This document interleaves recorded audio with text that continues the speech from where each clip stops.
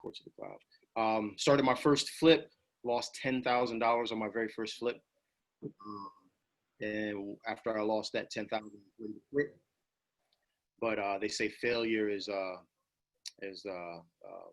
mother of success. So like failure helps you succeed if you view it the right way. If you view it a negative way, and you fail and you just give up. But I had a fraternity brother that said, listen, if you don't get back into the game immediately, right off the bat, you're going to end up, talking yourself out of this. So he had about 400 units. He has two 100-unit apartment complexes in Jacksonville, Florida, 78-unit here in Forest Park, Atlanta, or Georgia, and other units up in Jersey. So he knew what he was talking about. I took heed to what he was saying, and I forced myself to get into the next one. When I bought it, I bought that next flip. I bought it, and I saw on the bottom of the paperwork, it's called a HUD statement. On the bottom of this paperwork, it showed how much everybody is paying and what you're paying, and it's basically ironed out to a T. Every dollar and cent is accounted for. And so that time, man, I saw it was like $7,000 assignment fee. And I was like, what the heck is this assignment fee thing? What is this? And they were like, oh, the lawyer said, oh, that's what the wholesaler gets paid. I said, what the heck is a wholesaler? And he said, oh, that's the guy that sold you the property. His name was Winston. So I thought Winston was the owner of the property. He said, no, Winston got the property under contract, and then he sold it to you for a little bit more than what he got under contract for. And you paid him, for doing that, for connecting the two. You paid him unwittingly, unknowingly, but more importantly, legally, I paid him $7,000, right? So I didn't really care too much. I didn't really care too much because it was still a good deal on my end. I mean, but from that point on, I was like, I need to find how to do this wholesaling thing. If I could have found out how to do the wholesaling, I could have found that property myself, and then I could have bought it for $7,000 less. And so, like I always tell people, if you haven't heard this before, it's the first time you hear it, or if not, you're gonna hear it over and over again. You make all the money. You make all of your money on the purchase of the property, not the sale. You make all of your money on the purchase. I know it's counterintuitive and it doesn't sound like it, but trust me, you make all of the money on the purchase, because if you buy a house for $1, you can sell it for $2. If you buy a house for the right price, a low enough price, you can always offload it and sell it to somebody. So the key is to get the home at the lowest point possible, which is fair for both parties, ethically and morally correct for both parties. So that's kind of how I found out about wholesaling. I tried it, failed, tried it, failed, kept on making mistakes, kept on watching YouTube videos, failed. Finally paid for a mentorship, and then I started getting some traction. And once I paid for mentorship, things been looking up. And so, but yeah, that's kind of like the story. Now I wholesale it, I teach it, I do Airbnb. And actually coming out with an Airbnb course here coming up. Literally just got back into town and getting ready to leave here. As soon as we get done, we got to get off here at 8 because I'm going to see kids there. But I just came back from North Carolina. Just, again, getting more mentorship, right? Getting more mentorship from my mentor, and, just trying to continuously grow. So hopefully some of that stuff, hopefully I can give you something that you can take away and really change your life. It's really an amazing feeling when at any given time, you can make $10,000-$20,000 in a month. I had a closing yesterday. I never saw the property. I never met the seller. I never even saw my buyers.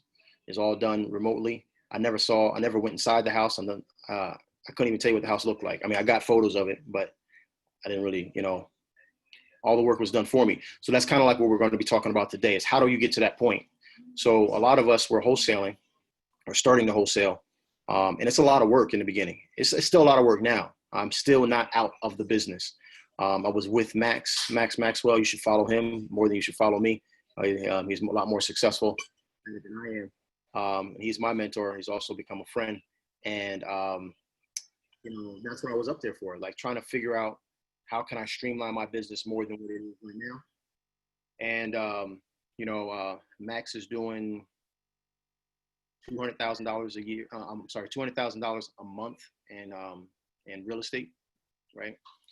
So he knows what he's doing. So, learning how to streamline. And we were literally talking this morning. I spent the night at his house.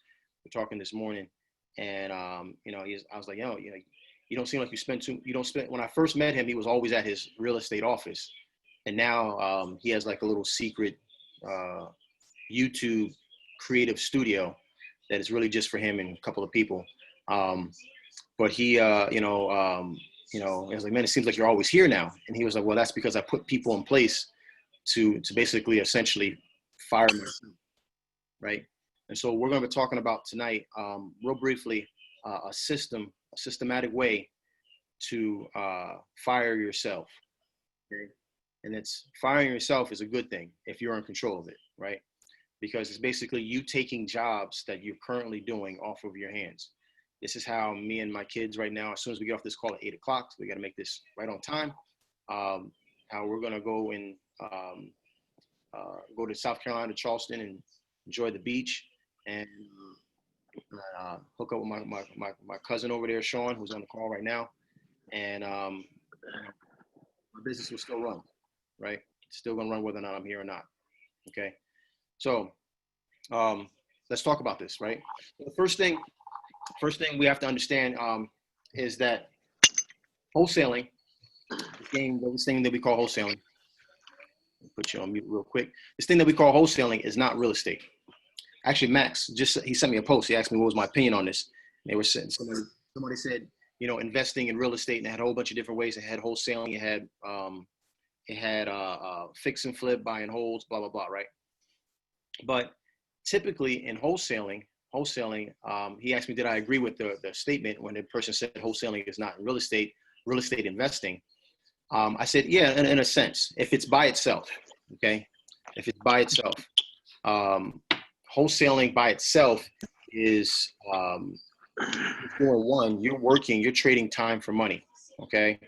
You're trading time for money, meaning that deal that I closed on yesterday, if it was just me, if I didn't have a system running, I would have to do something else to get my next paycheck. Unlike a reoccurring or a reoccurring investment, I want to create opportunities where I can work once and get paid a lot, right?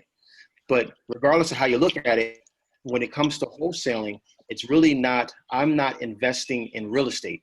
I'm investing in marketing and in people, okay?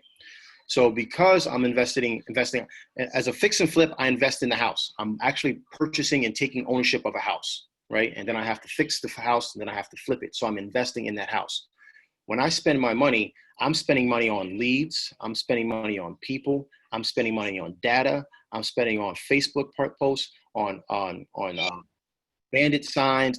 That's what I'm spending money on. None of that is directly going to the house, okay? In pretty much all my cases at this point, okay? Even earnest money is paid by someone else. It's not my earnest money, right? So what am I actually investing in? I'm investing in marketing, right? I'm investing in knowledge and people skills. I've always told you guys, wholesaling is all persistence, part science, and part art, right? All persistence, part science, and part art. Persistence, you're going to need that in any successful business. The science is knowing how to find ARVs, how to do the calculations, how to, how much a roof costs. That's the science. Those are the numbers, right? And the art is dealing with people, okay? So if you understand that you're really in the marketing business, it changes the way you think, okay? The outcome is a house gets sold. The outcome is when that house gets sold, I get paid. But really, what business am I in is marketing. So instead of trying to attack it from I got to fix and flip this type of a property, you have to attack it just like a marketing agency would attack. You have to attack it like NBC would attack trying to sell or setting up commercials for people to buy certain things, right? So when you understand it from that point, it makes things a lot simpler.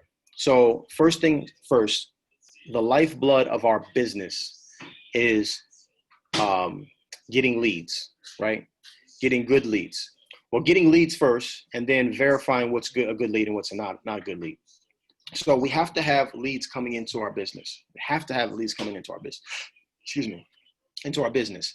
And so once those leads come in, let me actually start drawing this out here. All right. Okay. So once we have our leads coming in, right? There's a couple of things that needs to happen. And some of you guys are new. Some of you guys is the first time on here. But we're going to get leads from various different ways.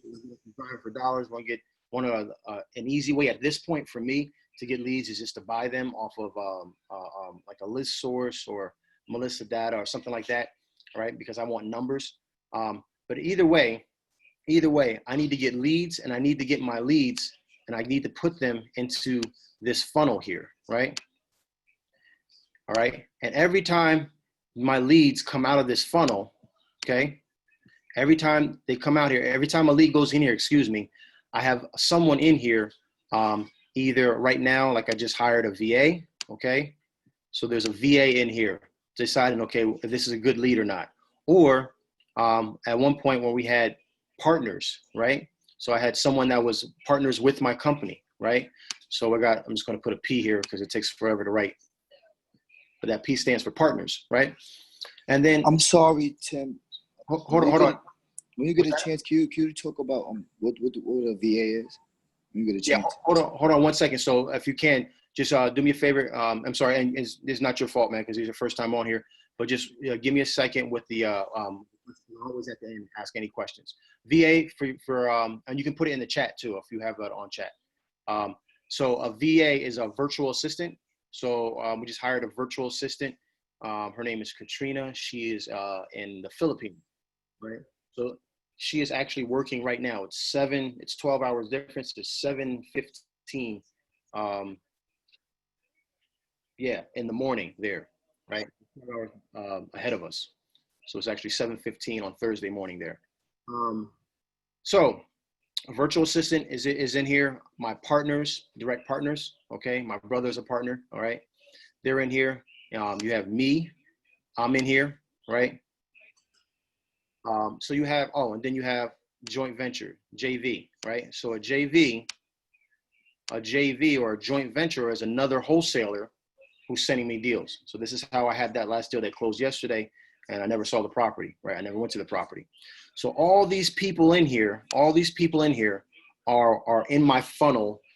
Dump these leads into my funnel, and then depending on where that lead source comes from is going to depend on who handles qualifying this lead.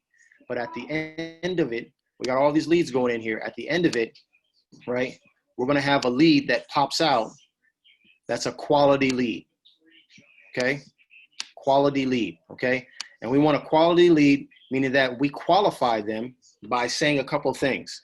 By telling them that during our course of us speaking with them, we tell them that we are investors and we do not buy retail. We have to buy things at a discount because we're going to spend $40,000, $50,000, $60,000 on a property to turn it, flip it, and put it on the open market. And so I need them to either hear that, just number one, just at least hear that, acknowledge that I said that. They don't have to agree with it at that point, but I need for them to know that when I come there, I am not coming there and giving them the highest point possible. If their neighbor's house sold for $180,000 and they want 170 because their house is a little bit older, they know at that point that I'm not buying it for 170, okay? Whether or not they say it or not, okay? And then after that, I need them to get put on appointment. So my leads come in here, whether or not the virtual assistant, one of my partners, whether or not it's me, or whether or not it's a joint venture with another wholesaler, they qualify them, send me out a qualified lead. From here, one of two things are going to happen. Either I'm going to go into appointment, okay, so me on appointment, or preferably once you get to a certain point, one of these other people besides the VA. So either a partner, okay, or someone that you're joint venturing with, another wholesaler, right? So a partner, just to make the distinction, a partner is someone who works directly with me. Okay, so like my brother, he's part of my company, okay? If I'm joint venturing with someone, it's someone who's got their own company, completely different company, and we're gonna do a profit split, okay? So one of the two are gonna go in, or me. If I have to do it, then obviously it's a little bit different. But what I'm trying to show you guys is that either you can do this, if you're at this point and you're not at the point where you can hire people, all right? Either this could be you, or you can bring on a partner or joint venture with someone, okay? From this point, we have to go into this appointment, right? So this right here, this whole section right here is the appointment time. This is gonna take a while for me to write it, but this is appointment time, right? It's not that easy on writing on a, I don't write like this in real life, so don't hold this to my penmanship to this. Did I spell appointment wrong? I think I need 2 P's in that thing. So listen, what we need to do is go into this appointment. We need to go into this appointment, and once we go into this appointment, we're going to build rapport with these people. And if we don't build rapport, we need to have someone else build rapport, okay? So that appointment goes well. Let's just say, because we could go on for an hour just on negotiating and getting the appointment and getting the contract signed. Only thing we got to know for this, because we're doing a 30-second how you should set your business up, or how you should start looking to set your business up, right? Is this appointment right here ends in a contract, okay? So it ends in this contract, and once we have this contract, okay? Once we have this contract, now we have equitable rights to the property, okay? We got equitable rights to the property, which means that we don't own the property yet, but we control it for the time frame that we have on our contract. So if on our contract says we have it for 30 days, this seller, this person who owns this property, cannot sell this property to anyone else for the next 30 days. Okay, so understanding this, I know that I have a window, a time frame of when I need to get rid of this property, when I need to upsell this property, okay? Because I'm getting this property, and again, this is a whole nother section. I know you guys are new, so stuff we cover in the course, but we need to evaluate to make sure that this property is put under contract for the right price so we can add our fee onto it. Typically, our fee is anywhere between $5,000, $10,000, $15,000, sometimes $20,000, okay? So this particular property, let's just say we're going to add on $10,000. It's just an average one is about 10K. So let's say we got this thing under contract for $30,000, right? And then we're going to add onto it our fee of $10,000, which means once we sell it to the new investor, we're going to sell it to this new investor for $40K. And what's going to happen is once they pay that $40,000, because on our contract, it says that we are due $10,000, $30,000 goes to our qualified lead, the person who sold us the house. The remaining $10,000 goes to our pocket. The buyer then gets their property, and they're happy because they can go ahead and spend $50,000 on it and then sell it for $180 or $160, $170, whatever that comes out to, right? So they're going to make their profit, so they don't care about selling me paying $10,000, okay? So understanding this process, you can see that I'm marketing here, right? And then for this person right here who's going to purchase, my buyer is going to purchase my contract, right? I have to market here. So this is the point of me telling you guys all this, right? So I'm marketing here as well for buyers, all right? Once you get this down, once you understand that, okay, we got to market here, and I just showed you who you need to put in place, virtual assistant, a partner, or a joint venture, right? Understanding that they have to be trained to be able to qualify the lead. So either you yourself, your partner, or your joint venture partner can go on this appointment and get this contract. So they have to be trained to get the qualified lead, and if they're going on the appointment, they have to get trained. So this is where it becomes a little frustrating, because this is the art portion, right? We're dealing with people, and people are flawed, right? You teach on somebody, me and Max were just talking about this yesterday. It's like, I spent all this time, money, training someone and then they leave. But that's unfortunately that's just part of the business. If you ever want to separate yourself and start to have some time freedom, you have to just be comfortable with people doing that. You have to understand that that's going to happen, right? So some training going on here to get this qualified lead, some training going on here to get them on appointment. Get to have them go to the appointment and get it on a contract. Here, finding buyers, marketing for buyers, creating a funnel for buyers, you're going to do the same thing. You're either going to use a VA, right? You're either going to use a VA, you're going to use one of your partners. So my brother, who's working with me in my company, his job is to find 3 new qualified buyers. All right. Remember, we talked about before how to qualify a buyer. 3 new qualified buyers every single week for every single market that we're in. Now, if we're only in one market, I'd say probably try to find at least 10. But because we're in different markets, I need him to find 3 new qualified buyers every single week for every single market that we're in. All right. So in order to find 3, you might be the first 3 people that he finds, right? 3 qualified. He might have to go through 30 people to find 3 qualified. Well, whatever the case may be, I don't care. Get the job done. It's 3 qualified buyers every single week for every single market that we're in. So that way, if someone comes along and they're a JV partner, it means they're their own business. It's a separate wholesaler. They're not a part of my company, and they have a deal. I have buyers ready, willing, and qualified to pay. Okay. Once I have this part and I have buyers, those buyers, like I said, I picture that funnel, right? Oops, hold on, what happened there? I got my funnel for buyers, right? And we're in here, all these people are in here figuring out whether or not they're qualified. And I have a nice qualified buyer, which means they have money and they are ready and willing to spend that money on a property. Guess what happens now? Guess what happens? I can start to remove myself here and here, okay? The M's are me, right?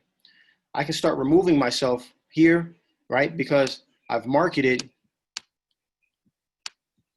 here and I market here, okay? I market here and I market here. And because I've trained people to do certain jobs, at this point, I'm just observing. I'm just watching over and making sure people are doing what's right. I'm just listening to the VA, and like today, or we're spending time going through role playing, right? That's now my job. I'm not going to the houses as much. I might go to the house just, especially if I'm going with a partner, someone who's working with me. I might go to the house for this, right? But most of the time, I'm not doing those things because I'm putting people in place to do those things to free up my time, okay? These people all need to get paid. If it's a joint venture, depending on where this person comes in it, if they bring the deal, if they have the contract, then we split it 50-50, right? Right, and I'm bringing the buyer, right? But if my partner brings it in, my partner's a part of our company, right? We have a different split commission because I'm paying for the marketing for this lead, right? I'm paying for the virtual assistant. Last month, I spent like almost $14,000 on my business, right? But we made decent money, right? So you don't have to spend that much. And there's people that spend a lot more than I do, right? But you don't have to spend that much. But once you start to grow incrementally, you'll start to see, man, this is just a machine. I put this in at the right spot. These leads come in. These people do what they're supposed to do because they're getting paid to do it. Quality leads come out.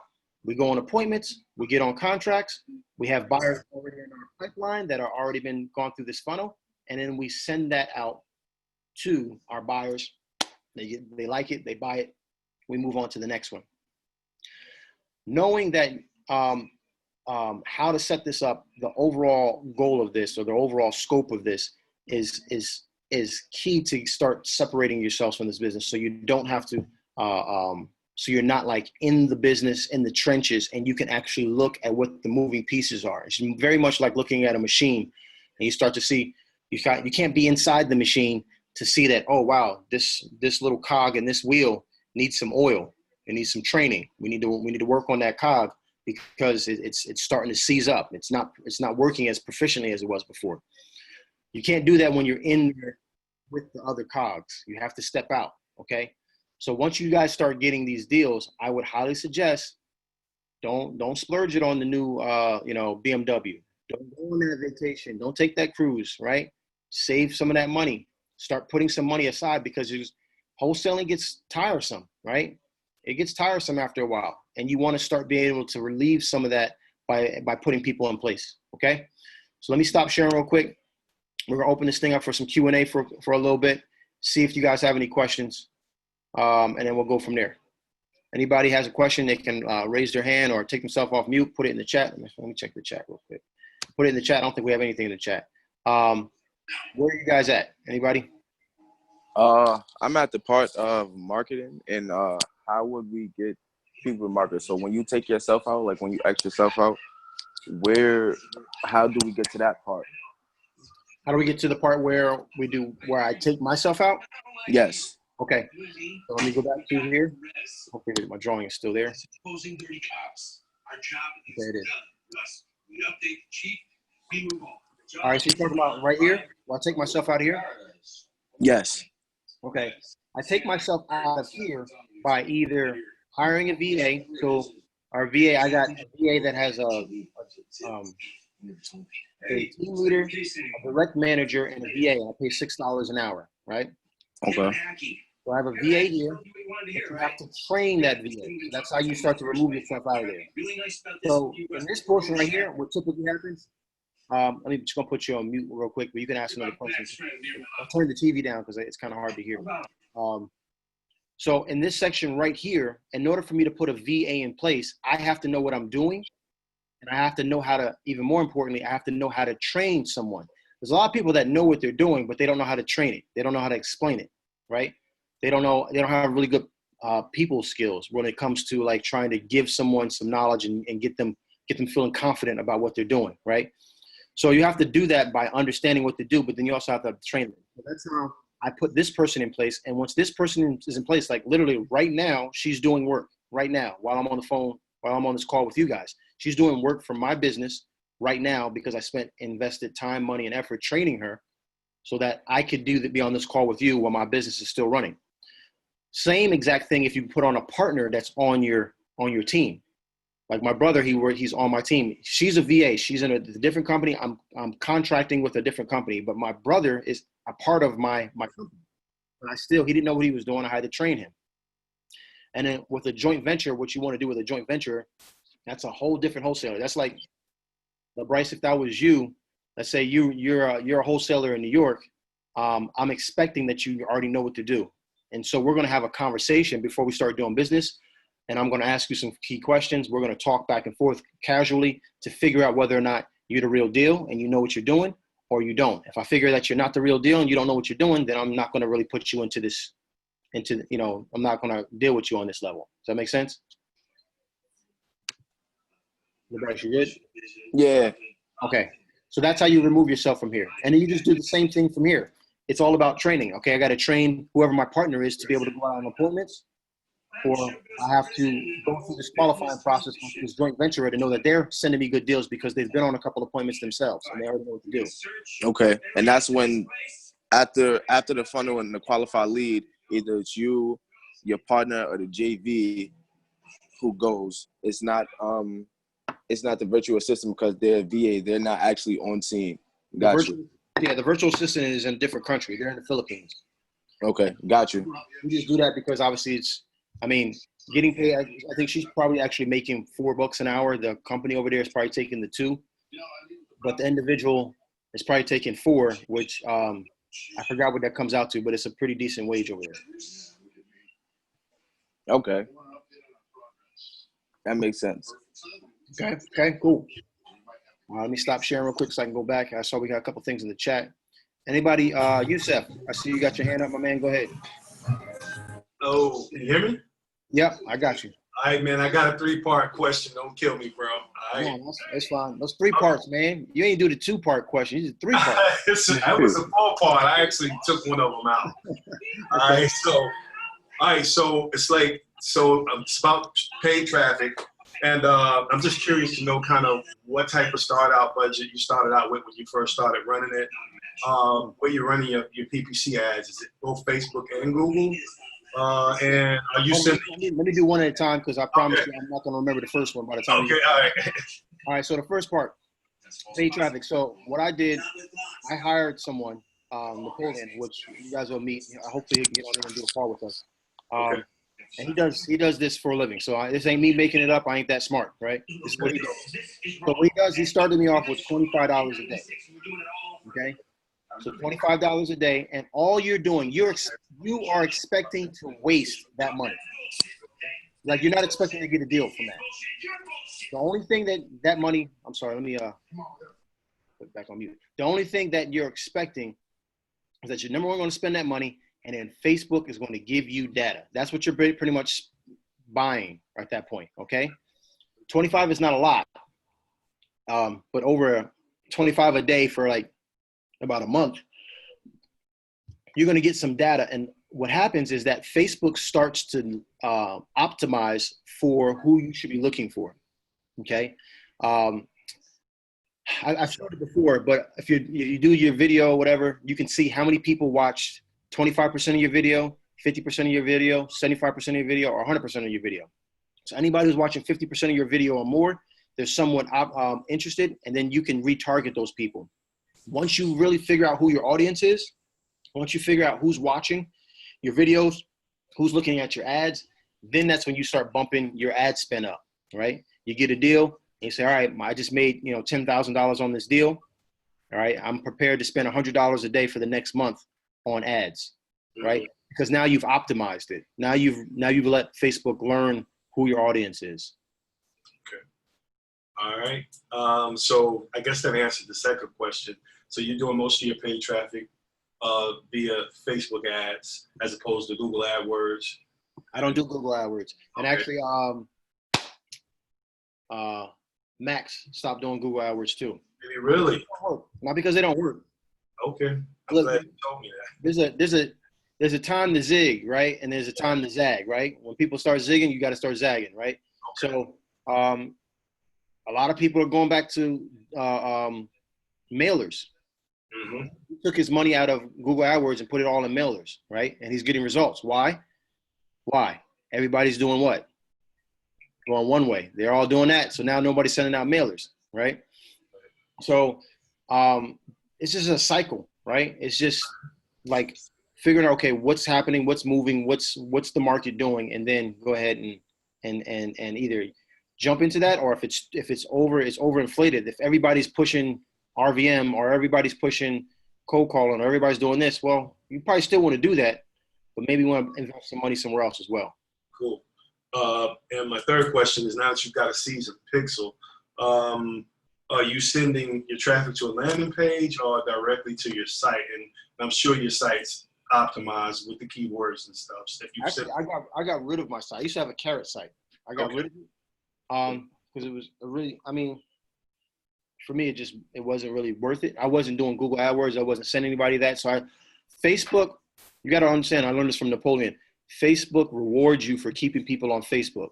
They want to keep people on there because every time you click on an ad, right, they get paid. So if you send them off of Facebook, they kind of penalize you, right? You and me are both spending $25 a day for the same audience, right? And I'm optimizing to keep them on Facebook on a simple landing page on Facebook that you can create on Facebook that says, hey, if you're interested in selling your property, put your name and your email below with the best contact number and the address and the address of the house in question, right? And you stay on Facebook. Now, me and you both are spending the same amount of money. Facebook is going to reward me because I'm keeping them on Facebook and you're taking them off Facebook. Because from a business standpoint, it makes no sense to push your ad more than mine because you're pushing them away from where Facebook can get paid. You see what I'm saying? So try to keep them on Facebook as much as possible, because if two people are pretty equal, they're going to start showing your stuff more.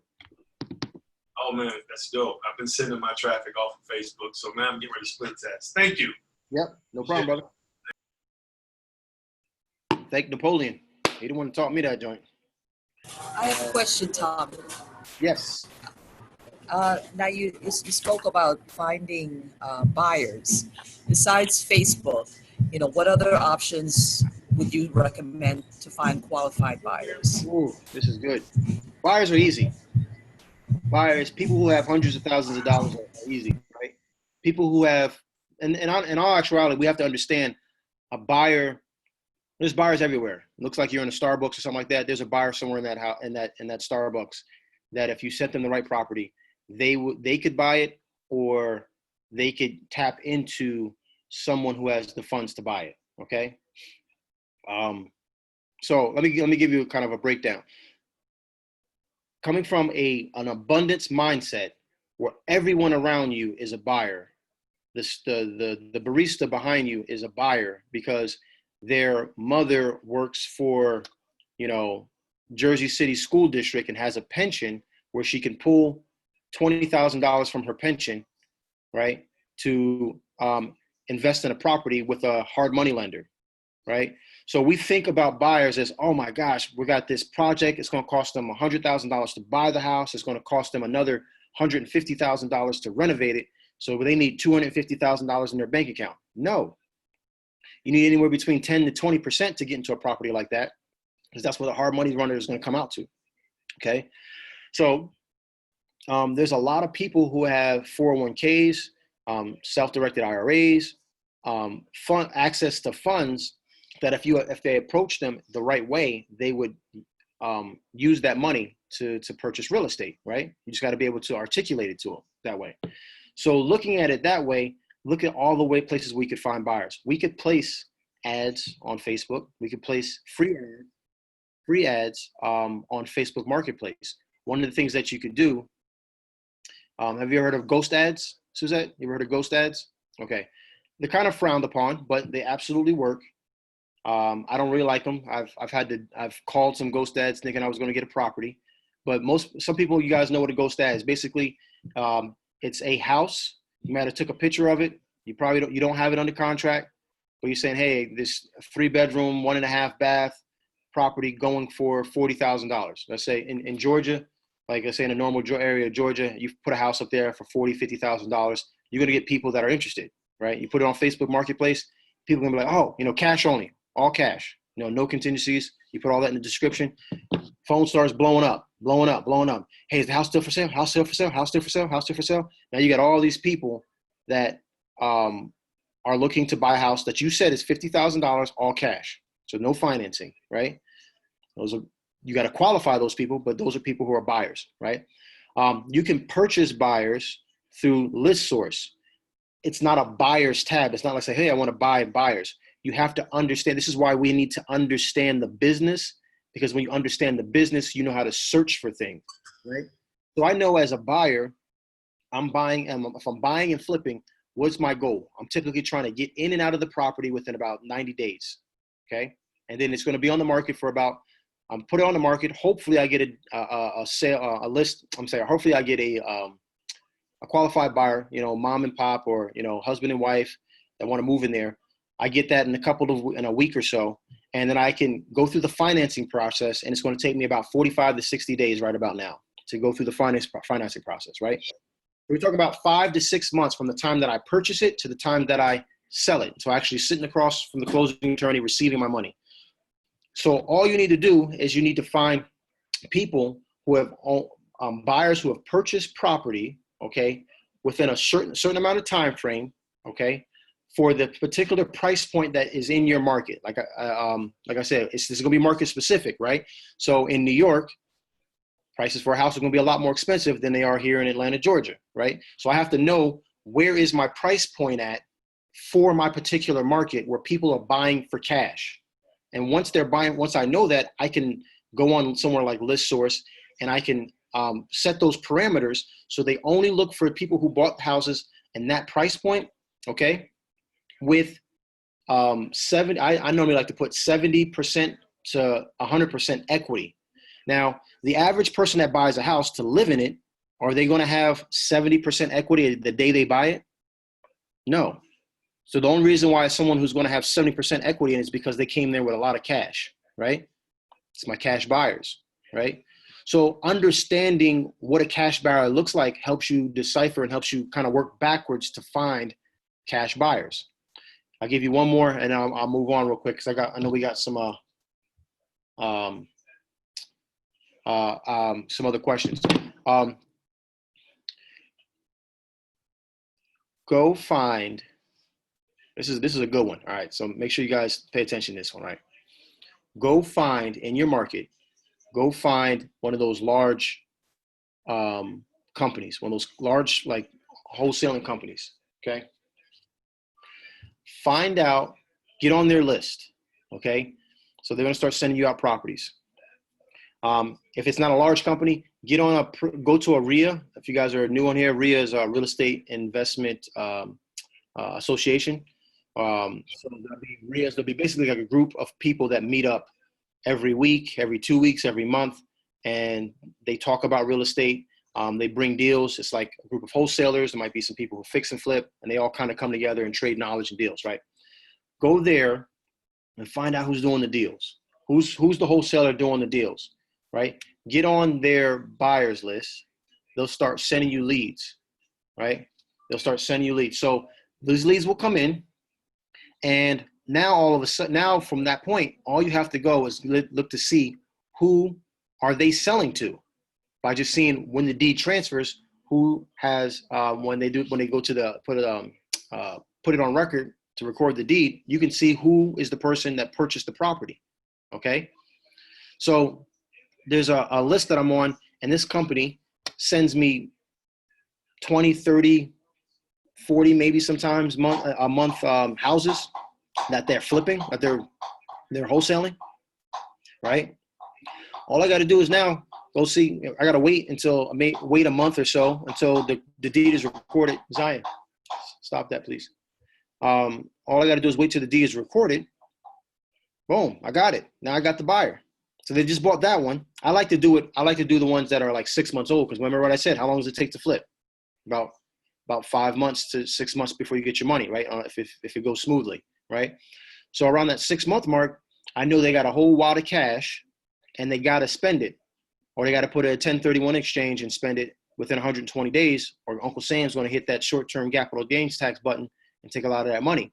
So because I'm targeting the people that are right in that 6 month mark, knowing that they're coming up and getting that money, they're ready to go. Does that make sense? Cool. That makes sense. Thank you. Yep. All right, let me see. iPhone said, I'm in North Jersey. The market here is crazy. How do I find deals? Everything here is crazy expensive. Listen, I got one of my he was my very, very first like official student, Jason Bellin. Again, like I said, I'm from Plainfield. He's from Plainfield. We played football together. He started in May of last year. He didn't get any deals done until the month of November. In the month of November, he got 3 or 4 deals done in that 1 month. Okay, they all happened to just close all in 1 month. He had worked for like 6 months getting no deals. No, I'm sorry, March. It must have been April or March. Worked like 6 months getting no deals, and then in November, all his deals hit. And since then, he's made over 6 figures in North Jersey. Okay, it's work. Like, he's out there every day hustling, right? But you can do it in North Jersey for sure. You can do it anywhere. Matter of fact, I got a buyer up there. If you got anything that has 50 units or more, I got a buyer for you up there. Hey, can you go over what happened at the beginning of the call with the other wholesaler who got $7,000 from the deal? Real quick, Winnie. Basically, it was my second flip that I was doing, and when I purchased the property, I saw that the assignment fee was the very first time I noticed an assignment fee, that I spent $7,000 on this assignment fee. I didn't know where the heck that $7,000 went to, and found out it was a guy named Winston. He was a wholesaler, and I thought he was the owner. And so That's how I found out about wholesaling. Up until that point, I had no idea what the heck wholesaling was. I had always heard of getting into real estate with no money down, no credit. I didn't know what the heck they were talking about. They were talking about wholesaling. Is there any good ways to convince the seller to take a small loss on a house that they owe a good amount on the note? Yeah, put a gun to their head. No, don't do that. Don't put a gun to their head. I'm just playing. No, it's just this is the art portion, right? Art and science, all right? Art and science. Don't forget this, right? The science is knowing your numbers, knowing the game. So once you do that, once you know the game, once you know what a market is worth, once you know how much construction, how much it costs to redo a house, once you can present that confidently, then once you understand that, then you can work on the art of dealing with the individual and how to bring that message to them without being cocky, without being condescending, without like disrespecting them, and making them feel like you're educating them. That's one of the best things I think from teaching, I guess, so much. One of the things that I do, God's blessed me to be able to do pretty well is be able to educate. And so I take on a role of, I'll say something like this.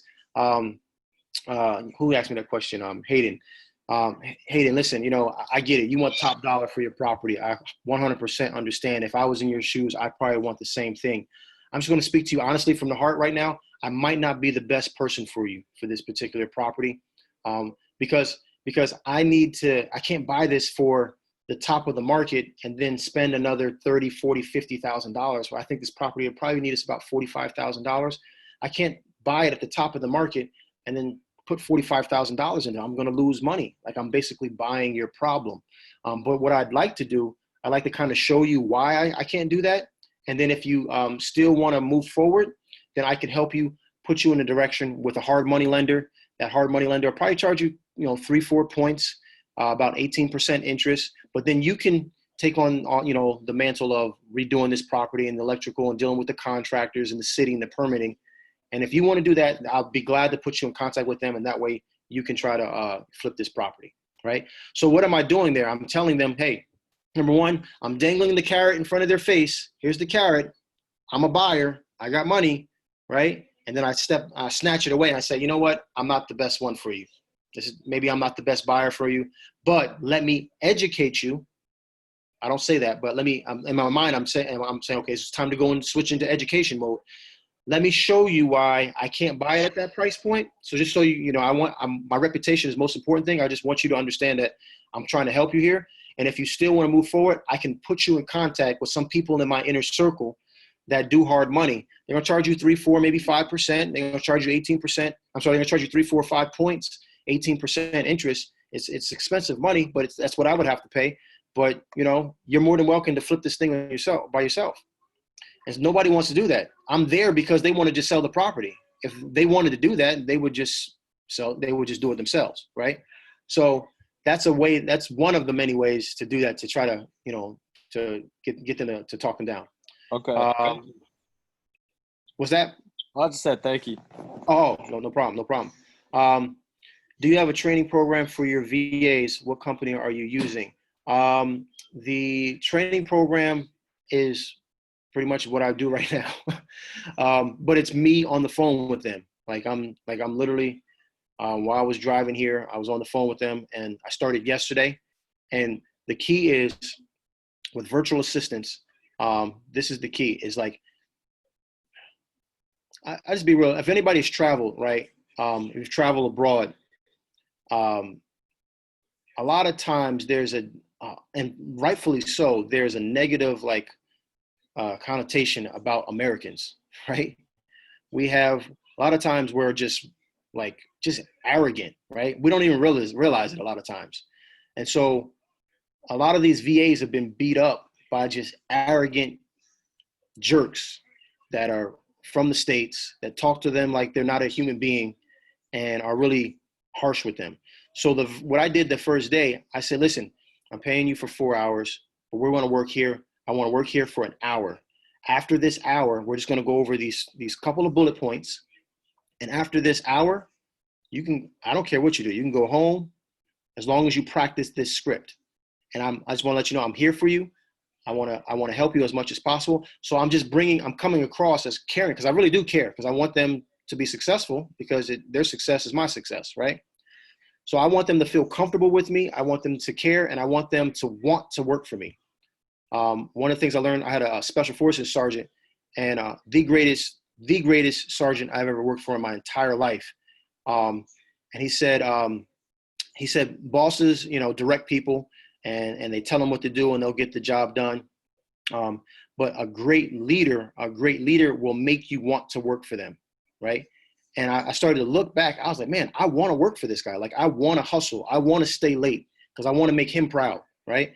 And it's all because of how much he poured into us, and how fair but firm he was. He wasn't a pushover. He was special forces, seen a lot of conflict, right? But the dude was fair, and he would go to bat for you, right? So that's what I did yesterday. That's what I did today. We added a little bit more workload on today. But her attitude today was like, hey, how's it going, man? She was really excited to be on the phone. Like yesterday, where she was really timid and shy, and almost like, you could tell, like, she was like, am I going to get fired? Oh, I didn't say this right on the script. Am I going to get fired? It's probably because she was dealing with some arrogant jerk that, didn't treat her right. Right. So we just want to wipe that away. Because with VAs, it's a language. It's hard, man. They got a language barrier. It's not just saying the words. It's like when I was talking about, we were going through the script, I said, everything's public record nowadays. If you guys been in the course, you understand that part of the script, right? And she's like, nowadays, like, that's not a phrase they use, right? So it was like just things like that you don't think about. You just have to be caring and just kind of roll with the punches with them, And the company is called Virtual. I'm gonna bring them onto a call. Like I said, virtual workforce. I'm gonna bring my contact Brandon on a call. See if we can work something out. I just wanted to vet them and kind of. I basically you can do whatever you want. It's your business, but I've already paid for them, so you might as well let me figure out whether or not it's a good thing or not, unless you just want to just jump into it, So I'm just kind of vetting them, seeing how they work and whether or not they're. Speak of that, let me see. So let me show you guys, just so you see that I'm telling the truth here. Literally just got this. It just popped up in Skype. Desktop share.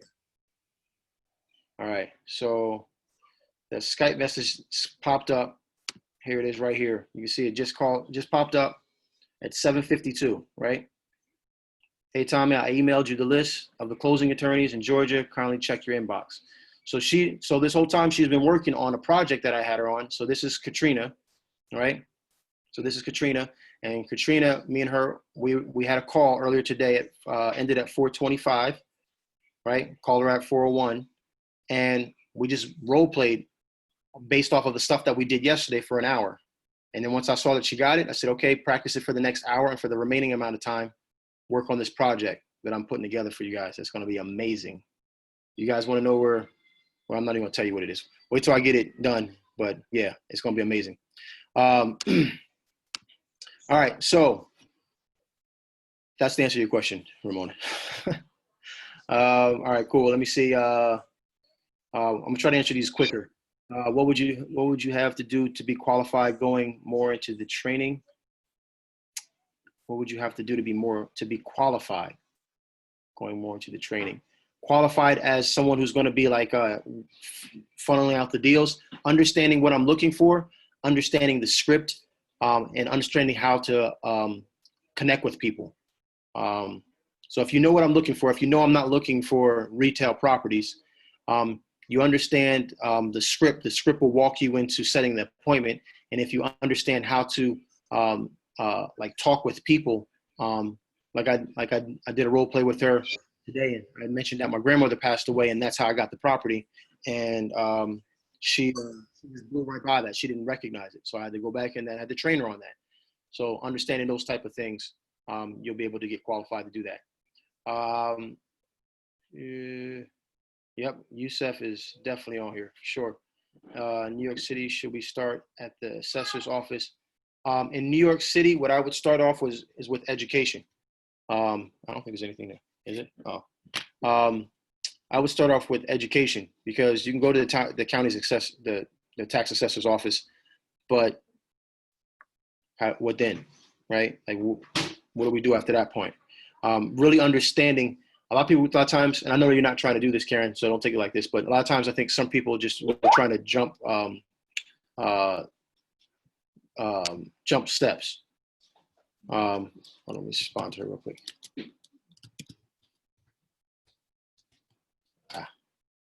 So that's what I would do.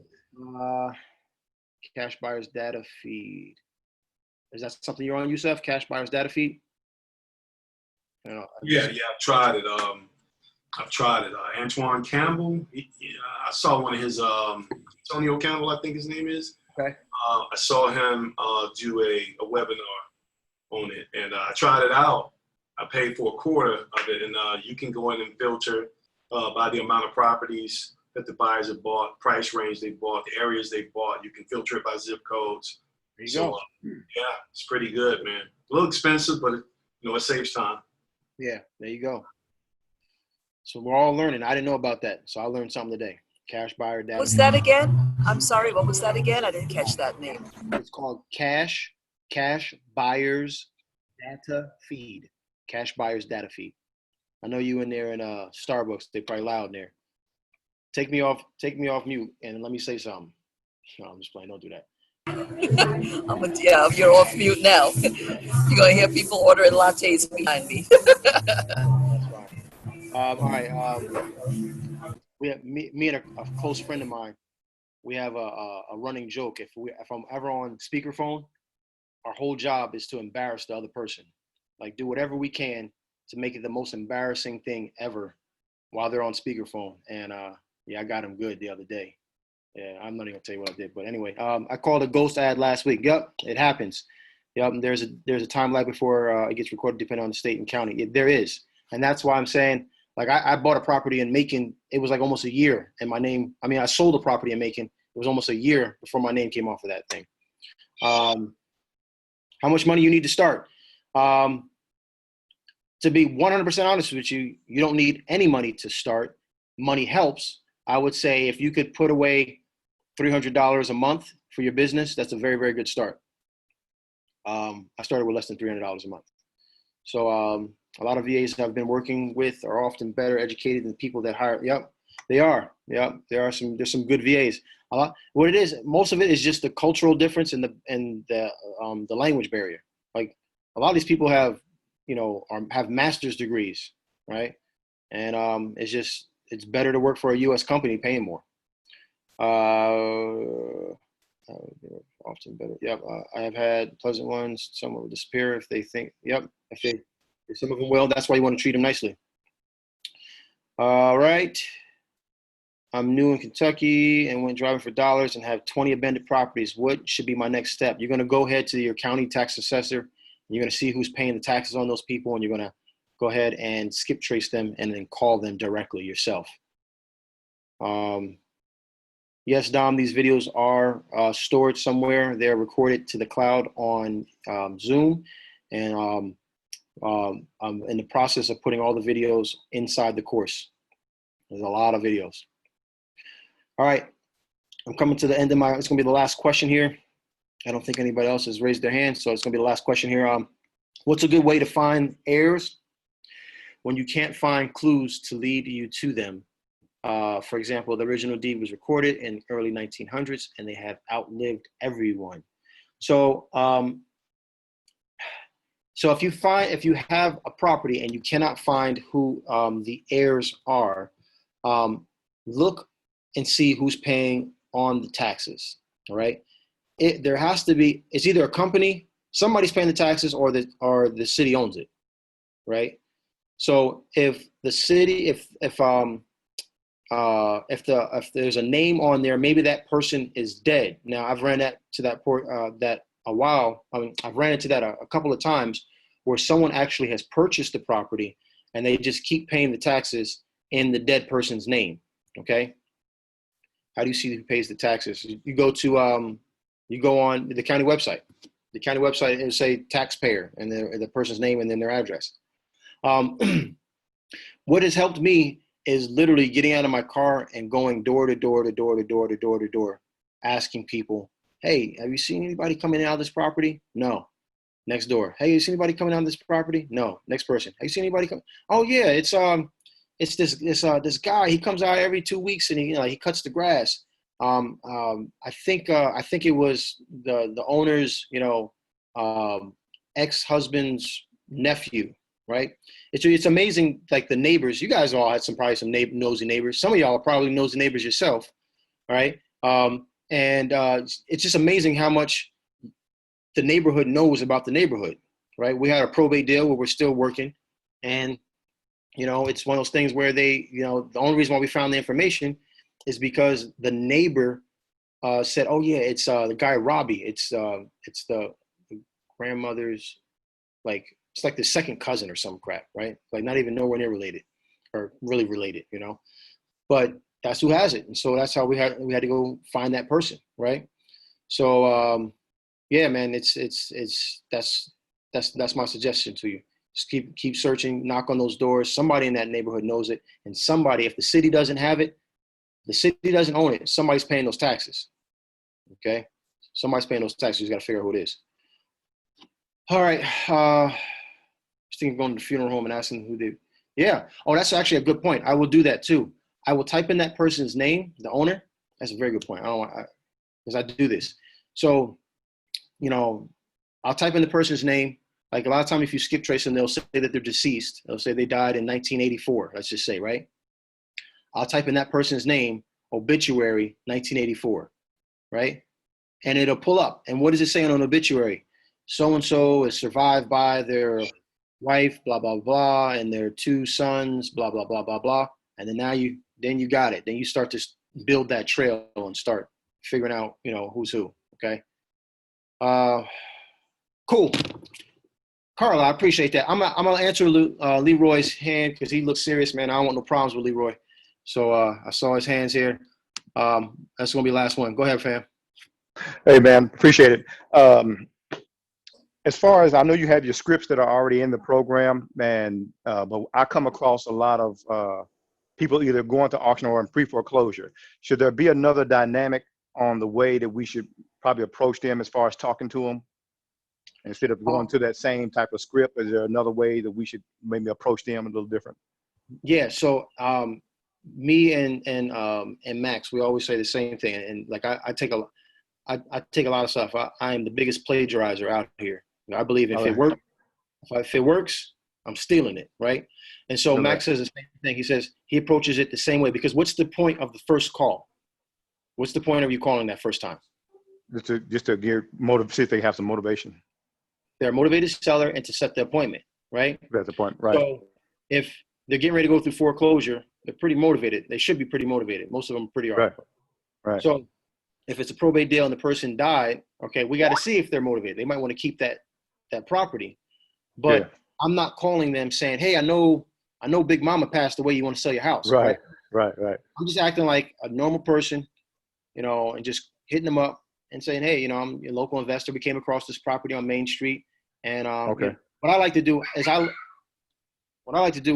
to kind of like act like I'm like a cog in a wheel. They don't need to know the owner of the company, and it's just my job. They stick me on this phone, put me behind this computer, and it's just my job to make phone calls, right? And a lot of times that'll diffuse stuff because they're probably getting 4 or 5 phone calls about their property. Yeah. You'll hear it, man. My grandmother ain't even cold in the grave yet, right? Yeah. So you'll get those things when you're calling probate deals. I don't really do too many probate deals anymore. I'll just be honest with you. I do kind of like exactly what I showed you. I just do it in bulk, right? Throw it out there.